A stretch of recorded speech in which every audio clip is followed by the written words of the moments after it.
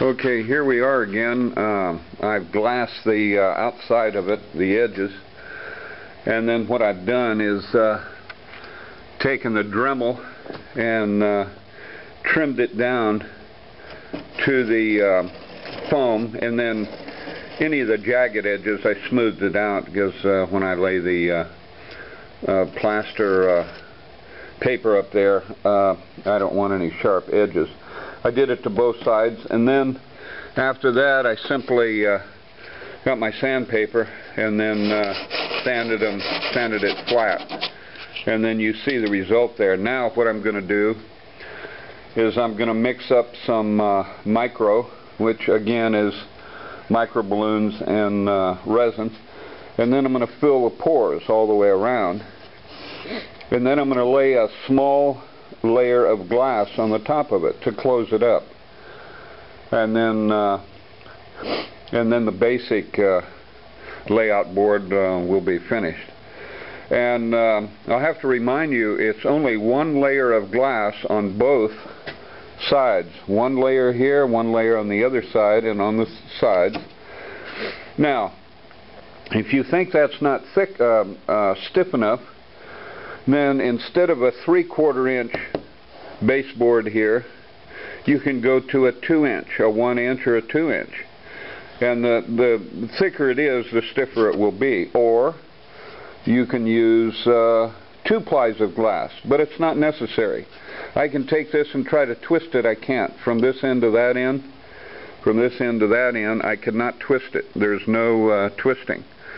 You can see how light it is by I'm just going to lift it up with my small finger. I mean, that's how light it is.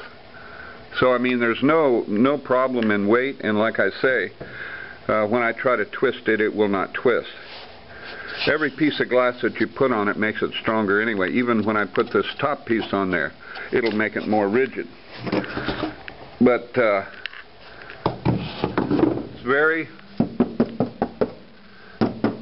sounds just like 3/4 inch plywood to me. But anyway, if you need and this doesn't have to be an in-gauge layout board.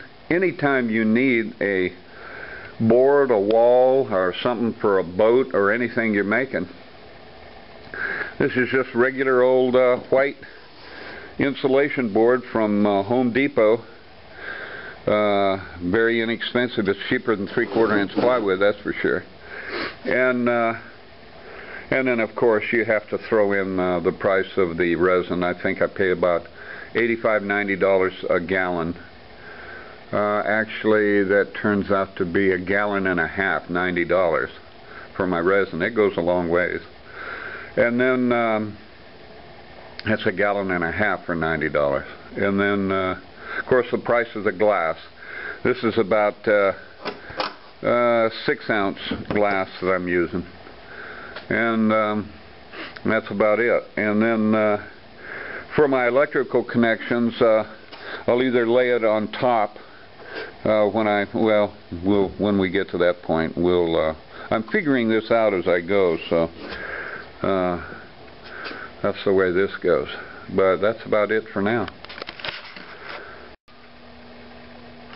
Well, I have another project here. I'm making a coffee table in-gauge layout, and I chose a table that has all glass on the top so that it won't block too much of the view. And what I'm using instead of plywood, I'm using all foam, 3/4 inch foam, and you can see I glassed it on the rear, on the bottom, and then the next pictures you'll see is I'll have the sides glassed and the inside, and it makes a very rigid, lightweight. As you can see how easy it is to pick it up. It'll be very light when I'm done with it, and very rigid. There's no need to use wood in this stage. In fact, might not be any wood in the whole thing. It'll be foam and then shaped. But anyway, this is the first stage of it, and the next stage you'll see it glassed on the sides and the inside, and then I'll start laying the shape on the for the track. Okay, that's all for now. Okay, here's the third step. I glassed the inside of it.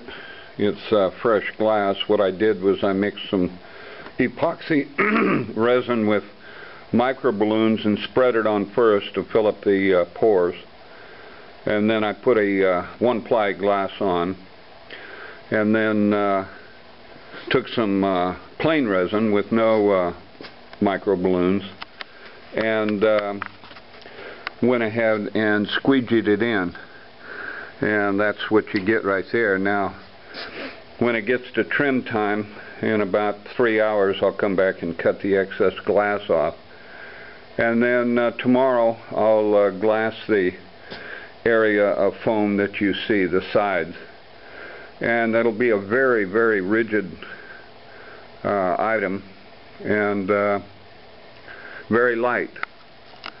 Like I say, I don't see any reason to use real heavy wood in something like this. Another thing, this is going to be under a coffee table, and I want to be able to slide it out and back in easy if I want to work on it or whatever. So this will be very light. So we'll see how it goes. Until next time, bye-bye. Okay, the inside is glass now, and like I said before, I don't know if I told you, but it just takes a mixture of resin, epoxy resin, and microballoons. You spread them on first, then you go ahead and apply your glass, and then after that you redo it with some clear epoxy and then let it set up, and that's what you're looking at right now. And it's very rigid now, and it'll even be more rigid when I glass the outside of the sides, and also the when I get the texture of the rolling hills and everything with the plaster on there. But anyway, what this does is save the weight of any wood that you would do it, so it reduces the weight substantially. Okay, until next time. Okay, here I've glassed the edges all the way around.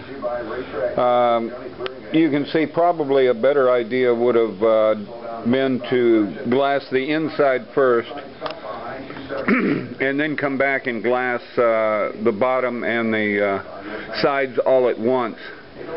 But that's no problem. I'll just use some micro balloons mixed with resin to make a putty, a peanut butter like putty, and then do body work on it, and it'll be smooth. But it would have been a lot easier and smoother had I gone ahead and laid this up in one layup rather than the bottom and then come back and do the sides. I rounded the edges so that it makes it easier to bend the glass. The glass doesn't want to bend 90 degrees unless you cut it on a 45-degree bias, and you can do it that way, but there's no bias here. These the strands are at 90 degrees that go this way, and as long as you round the edges like that, that's okay. But if you wanted to leave it square, then you would cut the glass at 45 degrees, and then the strands would go like that. It bends easier. So, okay, well, until next time.